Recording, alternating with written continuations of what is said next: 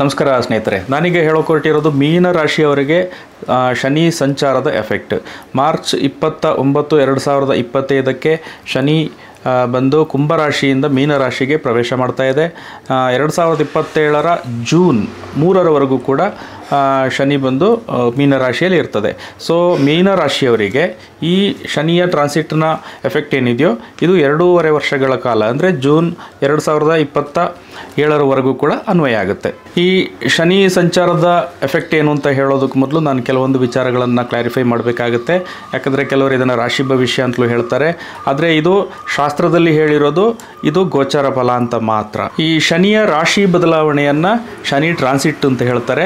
ಅದರಿಂದ ನಿಮ್ಮ ಚಂದ್ರನ ರಾಶಿಯಿಂದ ಈ ಶನಿಯ ಟ್ರಾನ್ಸಿಟನ್ನು ನೋಡುವಾಗ ಅದು ಫೇವರೇಬಲ್ ಇದೆಯೋ ಅನ್ಫೇವರೇಬಲ್ ಇದೆಯೋ ಅಂತ ನೋಡುವಾಗ ಆ ಎಫೆಕ್ಟ್ ಏನು ಫೇವರೇಬಲಾ ಅಥವಾ ಅನ್ಫೇವರೇಬಲಾ ಅಂತ ಏನು ನಾವು ನೋಡ್ತೀವೋ ಆ ಎಫೆಕ್ಟನ್ನು ಗೋಚರ ಫಲ ಅಂತ ಹೇಳೋದು ಆ್ಯಕ್ಚುಲಿ. ಮತ್ತು ಇದು ಏನು ನಿಮ್ಮ ಕಂಪ್ಲೀಟ್ ಪ್ರಿಡಿಕ್ಷನ್ ಆಗಿರೋದಿಲ್ಲ, ಇದನ್ನು ದಶೆಗಳ ಜೊತೆಯಲ್ಲಿ ಅಪ್ಲೈ ಮಾಡಿ ನೋಡಬೇಕಾಗುತ್ತೆ. ಹೆಚ್ಚು ಕಡಿಮೆ 20-30% ಇದರ ಎಫೆಕ್ಟ್ ಇರ್ಬೋದು. ನಿಮಗೆ ಉಳಿದಂತೆ 70-80% ಅಪ್ಲೈ ಆಗೋದು ದಶೆಗಳೇ. ನಿಮಗೆ ದಶೆಗಳೇನಾದರೂ ತುಂಬ ಚೆನ್ನಾಗಿತ್ತು ಅಂದರೆ ಈ ಗೋಚಾರದ ನೆಗೆಟಿವ್ ಎಫೆಕ್ಟ್ಗಳಿದ್ರೂ ಕೂಡ ಅಷ್ಟೇನು ಎಫೆಕ್ಟ್ ಆಗಲ್ಲ. ಹಾಗೆಯೇ ನಿಮಗೆ ದಶೆಗಳು ಚೆನ್ನಾಗಿಲ್ಲ ಅಂದರೆ ಗೋಚಾರದಲ್ಲಿ ಎಷ್ಟೇ ಚೆನ್ನಾಗಿದ್ರೂ ಕೂಡ ಅದು ಕೂಡ ಪ್ರಯೋಜನಕ್ಕೆ ಬರೋದಿಲ್ಲ. ನಿಮಗೆ ದಶೆಗಳೂ ಚೆನ್ನಾಗಿದ್ದು ಗೋಚರವೂ ಚೆನ್ನಾಗಿತ್ತು ಅಂದಾಗ ಅದು ನಿಮಗೆ ಬೆಸ್ಟ್ ಪೀರಿಯಡ್ ಆಗಿರ್ತದೆ. ಈಗ ಮೀನರಾಶಿಯವರ ವಿಚಾರಕ್ಕೆ ಬರೋದಾದರೆ, ಮೀನರಾಶಿಯವರಿಗೆ ಇದು ಶನಿ ಮೀನರಾಶಿಗೆ ಪ್ರವೇಶ ಮಾಡ್ತಾ ಇರೋದ್ರಿಂದಾಗಿ ಇದು 7.5 ಅವಧಿಯಾಗಿರುತ್ತೆ. ಮೀನರಾಶಿಯವರಿಗೆ ಆಲ್ರೆಡಿ ಕಳೆದ 2.5 ವರ್ಷದಿಂದನೇ 7.5 ನಡೀತಾ ಇದೆ. ಇದನ್ನು ಜನ್ಮ ಶನಿ ಅಂತ ಪರಿಗಣಿಸ್ತಾರೆ. ಇನ್ನೂ 5 ವರ್ಷ 7.5 ಇರ್ತದೆ. ಇನ್ನು ಮೀನರಾಶಿಯಲ್ಲೇ ಶನಿ ಇರೋದ್ರಿಂದಾಗಿ ಮೀನರಾಶಿಯವರಿಗೆ ಇದು ಜನ್ಮಶನಿ ಅಂತ ಕನ್ಸಿಡರ್ ಆಗುತ್ತೆ. ಜನ್ಮಶನಿ ಆಗಿರೋದ್ರಿಂದಾಗಿ ಮೀನರಾಶಿಯವರಿಗೆ ಆರೋಗ್ಯದ ವಿಚಾರದಲ್ಲಿ ಒಂದು ಸ್ವಲ್ಪ ಎಫೆಕ್ಟ್ ಆಗ್ಬೋದು.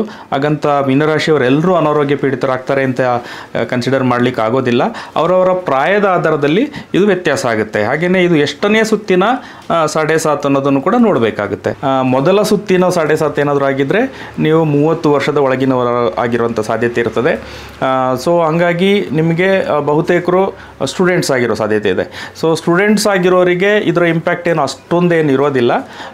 ಸ್ವಲ್ಪ ಓದಿನಲ್ಲಿ ಅವರಿಗೆ ಸ್ವಲ್ಪ ಕಾನ್ಸಂಟ್ರೇಷನ್ ಸಮಸ್ಯೆ ಬರ್ಬೋದು, ಮೆಮೊರಿ ರಿಲೇಟೆಡ್ ಸಮಸ್ಯೆ ಬರ್ಬೋದು, ಸ್ವಲ್ಪ ಆಲಸ್ಯ ಕಾಡ್ಬೋದು, ಒಂದು ಸ್ವಲ್ಪ ಡಿಸ್ಟ್ರ್ಯಾಕ್ಷನ್ಗಳು ಕೂಡ ಬರ್ಬೋದು. ಸೊ ಇವರು ಆ್ಯಕ್ಚುಲಿ ವ್ಯಾಸಂಗ ಮಾಡ್ತಾ ಇರೋರಾದರೆ ಒಂದು ಸ್ವಲ್ಪ ಮೆಡಿಟೇಷನ್, ಸ್ವಲ್ಪ ಮೈಂಡ್ ರಿಲ್ಯಾಕ್ಸ್ ಮಾಡುವಂಥ ಎಕ್ಸಸೈಸ್ಗಳನ್ನು ಮಾಡಿಕೊಂಡ್ರೆ ಒಳ್ಳೆಯದು. ಇನ್ನು ಓದು ಮುಗಿಸಿ ಉದ್ಯೋಗ ಏನಾದರೂ ಹುಡುಕ್ತಾ ಇರೋರಾದರೆ ಉದ್ಯೋಗದ ಅವಕಾಶಗಳು ಸಾಧ್ಯತೆ ಇದೆ. ಸ್ವಲ್ಪ ರೆಸ್ಪಾನ್ಸಿಬಿಲಿಟೀಸನ್ನು ತಗೊಳ್ಳುವಂಥ ಅನಿವಾರ್ಯತೆ ಬರ್ಬೋದು. ಒಂದು ಸ್ವಲ್ಪ ಮನೆಯವರಿಂದ ದೂರ ಹೋಗುವಂಥ ಪ್ರಮೇಯ ಬರ್ಬೋದು. ಒಂದು ಸ್ವಲ್ಪ ಸ್ಟ್ರೆಸ್ ಕೂಡ ಕಾಡ್ಬೋದು. ಇನ್ನು 2ನೇ ಸುತ್ತಿನ 7.5 ಏನಾದರೂ ಆಗಿದ್ದರೆ ಅವರು 30-60 ವರ್ಷದ ಒಳಗಿನವರಾಗಿರ್ತಾರೆ. ಇವರಿಗೆ ಇದು ಜೀವನದಲ್ಲಿ ಪ್ರಮುಖ ಘಟ್ಟ ಆಗಿರುತ್ತೆ. ಸಾಮಾನ್ಯವಾಗಿ ಈ ಅವಧಿಯಲ್ಲಿ ಮದುವೆ ಅಥವಾ ಜೀವನದ ಪ್ರಮುಖ ಏನೇನು ನಿರ್ಧಾರಗಳಿವೆಯೋ ಅದನ್ನೆಲ್ಲ ತಗೊಳ್ಳಿಕ್ಕೆ ಅವಕಾಶ ಇರ್ತದೆ ಅಂತ ಗೋಚಾರ ಫಲ ದೀಪಿಕಾ ಈ ಟ್ರಾನ್ಸಿಟಿಗೆ ಸಂಬಂಧಪಟ್ಟಂತೆ ಒಂದು ಪುಸ್ತಕ ಇದೆ, ಅದರಲ್ಲಿ ಅದನ್ನು ಮೆನ್ಷನ್ ಮಾಡಿದ್ದಾರೆ. ಹಾಗೆಯೇ ಕರಿಯರ್ನಲ್ಲಿ ಉದ್ಯೋಗ ಮಾಡ್ತಾ ಇರೋರಿಗೆ ಕರಿಯರ್ನಲ್ಲಿ ಅವರಿಗೆ ಪೀಕ್ಗೆ ಹೋಗ್ಲಿಕ್ಕೂ ಕೂಡ ಅವಕಾಶ ಇರ್ತದೆ ಅಂತ ಬರೆಯಲಾಗಿದೆ. ಇನ್ನು 3 ಅಥವಾ 4ನೇ ಸುತ್ತಿನ 7.5 ಆಗಿದ್ದರೆ ಅವರು 60 ವರ್ಷ ಮೇಲ್ಪಟ್ಟವರಾಗಿರ್ತಾರೆ.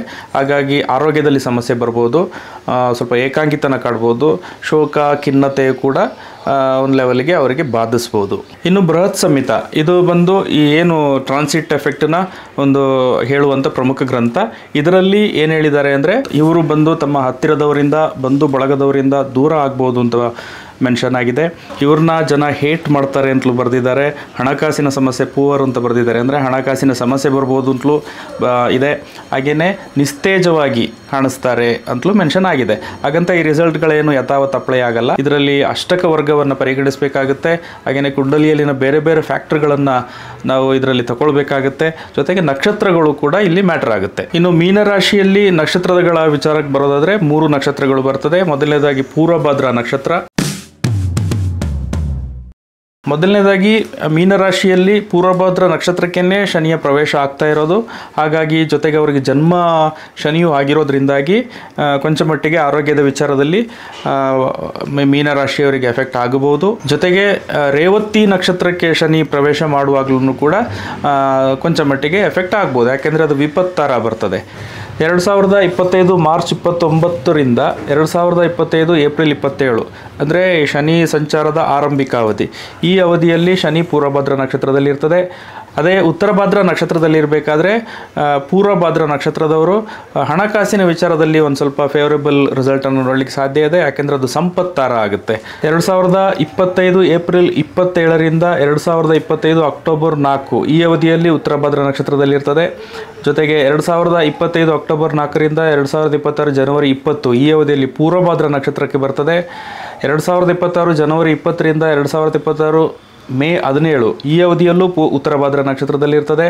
2026 ಮೇ 17ರಿಂದ ಅಕ್ಟೋಬರ್ 9 2026 ಈ ಅವಧಿಯಲ್ಲಿ ಶನಿ ರೇವತಿ ನಕ್ಷತ್ರಕ್ಕೆ ಬರ್ತದೆ. ಹಾಗೆಯೇ 2026 ಅಕ್ಟೋಬರ್ 9ರಿಂದ 2027 ಫೆಬ್ರವರಿ 8 ಈ ಅವಧಿಯಲ್ಲಿ ಉತ್ತರ ಭಾದ್ರ ನಕ್ಷತ್ರ. ಹಾಗೆಯೇ 2027 ಫೆಬ್ರವರಿ 8ರಿಂದ ಜೂನ್ 3 2027 ಅಂದರೆ ಇದು ಈ ಮೀನರಾಶಿಯಲ್ಲಿ ಕಡೆಯ ಅವಧಿ ಏನಿದೆಯೋ ಈ ಅವಧಿಯಲ್ಲೂ ಕೂಡ ಶನಿ ರೇವತಿ ನಕ್ಷತ್ರದಲ್ಲಿ ಇರ್ತದೆ. ಇನ್ನು ಉತ್ತರ ಭಾದ್ರ ನಕ್ಷತ್ರದವರಿಗೆ ರಾಶಿಯಿಂದ ಟ್ರಾನ್ಸಿಟ್ಟು ನೆಗೆಟಿವ್ ಇದ್ರೂ ಕೂಡ ನಕ್ಷತ್ರದಿಂದ ನೆಗೆಟಿವ್ ಇಲ್ಲ. ಸೊ ಹಂಗಾಗಿ ಜೊತೆಗೆ ಉತ್ತರ ಭಾದ್ರ ನಕ್ಷತ್ರ ಏನಿದೆಯೋ ಇದು ಶನಿಯದ್ದೇ ಸ್ವಂತ ನಕ್ಷತ್ರ ಆಗಿರೋದ್ರಿಂದಾಗಿ ಈ ಟ್ರಾನ್ಸಿಟ್ ಏನಿದೆಯೋ ನಾರ್ಮಲ್ ಆಗಿರುತ್ತೆ ಅಂತ ತಗೊಳ್ಬೋದು. ಹೆಚ್ಚೇನು ಪ್ರಭಾವ ಕಾಣಿಸ್ಕೊಳ್ಳಿಕ್ಕಿಲ್ಲ. ಇನ್ನು ರೇವತಿ ನಕ್ಷತ್ರದ ವಿಚಾರಕ್ಕೆ ಬರೋದಾದರೆ ರೇವತಿ ನಕ್ಷತ್ರದವರಿಗೂ ಕೂಡ ರಾಶಿಯಿಂದ ಟ್ರಾನ್ಸಿಟ್ಟು ಇದನ್ನು 7.5 ಅಂತ ಹೇಳಿದ್ರೂ ಕೂಡ ನಕ್ಷತ್ರದಿಂದ ಇದೇನು ಅನ್ಫೇವರೇಬಲ್ ಆಗಿಲ್ಲ. ಸೊ ಹಂಗೇನಾದರೂ ಮೀನರಾಶಿಯಲ್ಲಿ ಶನಿಯ ಭಿನ್ನಾಷ್ಟಕ ವರ್ಗದಲ್ಲಿ ಏನಾದರೂ ಒಳ್ಳೆ ಬಿಂದುಗಳಿತ್ತು ಅಂದರೆ ಫೇವರೇಬಲ್ ರಿಸಲ್ಟ್ ಕೂಡ ಸಿಗೋ ಸಾಧ್ಯತೆ ಇದೆ. ಅದೇ ನಿಮ್ಮ ಜನ್ಮಕುಂಡಲಿಯಲ್ಲಿ ಶನಿ ಏನಾದರೂ ಮೀನ ರಾಶಿಯಲ್ಲೇ ಇದ್ದರೆ, ಅದೇನಾದರೂ ಲಗ್ನದಿಂದ ಶುಭ ಸ್ಥಾನಗಳ ಅಧಿಪತಿಯಾಗಿದ್ದರೆ, ಶುಭ ಸ್ಥಾನದಲ್ಲಿ ಸ್ಥಿತ ಆಗಿದ್ದರೆ ಈ ಟ್ರಾನ್ಸಿಟ್ನಿಂದ ನಿಮಗೆ ಒಳ್ಳೆಯ ರಿಸಲ್ಟ್ ಕೂಡ ಸಿಗ್ತದೆ. ಈ ಗೋಚಾರ ಅನ್ನೋದೇನಿದೆಯೋ ಇದು ಬಂದು ನಿಮಗೆ ಪರಿಸ್ಥಿತಿಗಳು ಅನುಕೂಲಕರವಾಗಿರ್ತವ ಇಲ್ವಾ ಅನ್ನೋದನ್ನಷ್ಟೇ ಇದನ್ನು ಹೇಳುತ್ತೆ. ನಿಮ್ಮ ಆ್ಯಕ್ಚುಯಲ್ ಜೀವನದ ಘಟನೆಗಳಿರಲಿ ಅಥವಾ ಆ್ಯಕ್ಚುಯಲ್ ಜೀವನದಲ್ಲಿ ನಡೆಯುವಂಥ ಏನೇ ಏರುಪೇರುಗಳಿರಲಿ ಅದೆಲ್ಲವೂ ನಡೆಯೋದು ನಿಮ್ಮ ಜನ್ಮಕುಂಡಲಿಯಲ್ಲಿನ ದಶೆಗಳಿಂದ ನಡೆಯುವಂಥದ್ದು. ಅದರ ಜೊತೆಗೆ ಟ್ರಾನ್ಸಿಟನ್ನು ಸಪೋರ್ಟಿವ್ ಆಗಿ ತಗೊಳ್ತಾರೆ. ಸೊ ಟ್ರಾನ್ಸಿಟ್ ಸಪೋರ್ಟಿವ್ ಆಗಿದೆಯಾ ಅಥವಾ ಸಪೋರ್ಟ್ ಇಲ್ವಾ, ಫೇವರೇಬಲ್ ಇದೆಯಾ ಅನ್ಫೇವರೇಬಲ್ ಇದೆಯಾ ಇಷ್ಟನ್ನೇ ಕರೆಕ್ಟಾಗಿ ಹೇಳಲಿಕ್ಕೆ ಸಾಧ್ಯ ಹೊರತು ರಾಶಿಯಿಂದನೇ ಕಂಪ್ಲೀಟ್ ಪ್ರಿಡಿಕ್ಷನ್ ಅಂತೂ ಹೇಳಲಿಕ್ಕೆ ಸಾಧ್ಯ ಇರೋದಿಲ್ಲ. ಇನ್ನು ಜನ್ಮಕುಂಡಲಿಯಲ್ಲೇ ಗ್ರಹಗಳ ಸ್ಥಿತಿ ಬೇರೆ ಬೇರೆ ಇರೋದ್ರಿಂದಾಗಿ ರಾಶಿಯಿಂದ ಏನೇ ಪ್ರಿಡಿಕ್ಷನ್ ಹೇಳಿದ್ರೂ ಕೂಡ ಅದರ ಎಫೆಕ್ಟ್ಗಳೇನಿದೆಯೋ ಅದು ಜಾತಕದಿಂದ ಜಾತಕಕ್ಕೆ ತುಂಬಾ ವೇರಿಯೇಷನ್ ಬರ್ತದೆ. ಹಾಗೆಯೇ ಕೆಲವರು ಶನಿಯ ಸಂಚಾರಕ್ಕೆ ಸಂಬಂಧಪಟ್ಟಂತೆ ಪರಿಹಾರಗಳನ್ನು ಕೂಡ ಹೇಳ್ತಾರೆ. ಆದರೆ ಏನು ಈ ಟ್ರಾನ್ಸಿಟ್ಟಿಗೆ ಸಂಬಂಧಪಟ್ಟಂಥ ಪ್ರಮುಖವಾದಂಥ ಗ್ರಂಥ ಬೃಹತ್ ಸಂಹಿತ ಅದರಲ್ಲೇ ಮೆನ್ಷನ್ ಮಾಡಿದ್ದಾರೆ ಸೆಲ್ಫ್ ಕಂಟ್ರೋಲ್ ಇದೆಯಲ್ಲ ಅದೇ ಬೆಸ್ಟ್ ಪರಿಹಾರ ಅಂತ.